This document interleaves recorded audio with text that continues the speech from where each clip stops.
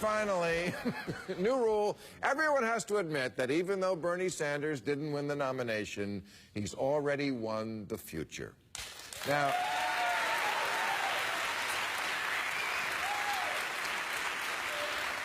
last week in this space, I talked about how socialism was something America needs more of to curtail capitalism, because the profit motive creates horrible incentives like keeping people sick, putting too many of them in jail, always being at war, and treating a woman touching Donald Trump's hair as breaking news.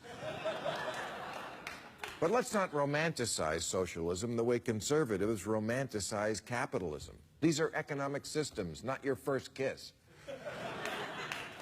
So, if you say...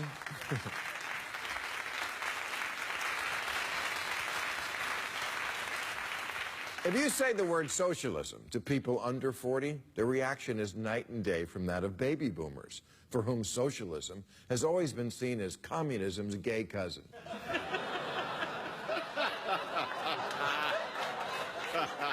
But for millennials, the word socialism doesn't conjure up images of Stalin and Castro. It conjures up images of naked Danish people on a month-long paid vacation.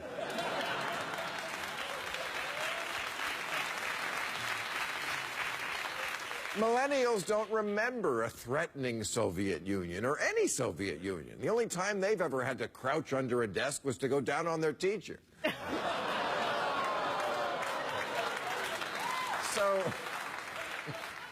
So the new generation is ready for socialism. Problem is, they may be ready for a little too much socialism. Almost 2/3 of Sanders voters want free college and free universal health coverage for no more than an extra $1,000 in taxes, even though that's not really socialism. That's Santaism.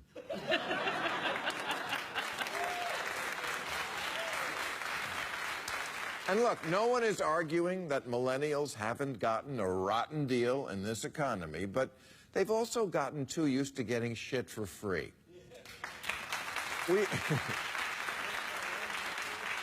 We've accepted that the new normal in America is people in their 20s and even 30s still on their parents' cell phone plans and health care plans, and mom and dad still paying the car insurance, and almost 1/3 of them are still living at home.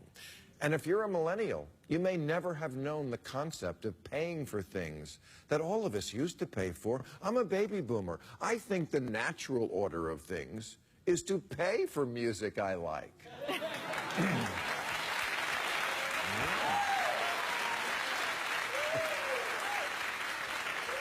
To do less than that doesn't make you a revolutionary. It makes you the person who goes to the bathroom when the check comes. And it's not just music. Pornography. I was still in my prime masturbating years when porn became free, and I saw how it decimated a proud industry that once produced full-length features with plots and pubic hair. And just like with musicians, the men and women of the adult industry who entertain and divert and, yes, release millions of Americans every day deserve to be paid for what they do.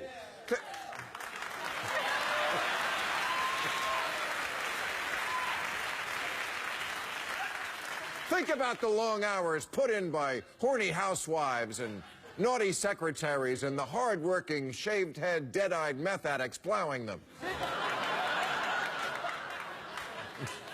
They're not doing it for shits and giggles. That costs extra.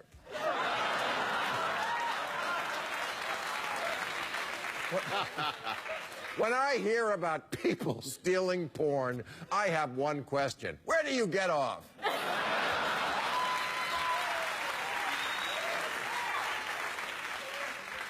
Porn doesn't just happen, people.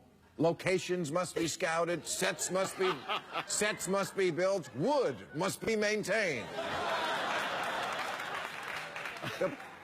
The point is, if you add up all the free things that the under 40 crowd is used to getting, from the quick jerk at work to being able to sit in Starbucks all day for the price of a scone, from music to Wi-Fi to birth control, it's not such a jarring proposition when socialism comes along and says you are entitled to free stuff. And that, in turn, must be why there's this proliferation of websites like Kickstarter and GoFundMe. GoFundMe. Go fund yourself. All right, that's our show. I'll be at the Mirage in Las Vegas July 22nd and 23rd. I want to thank Edward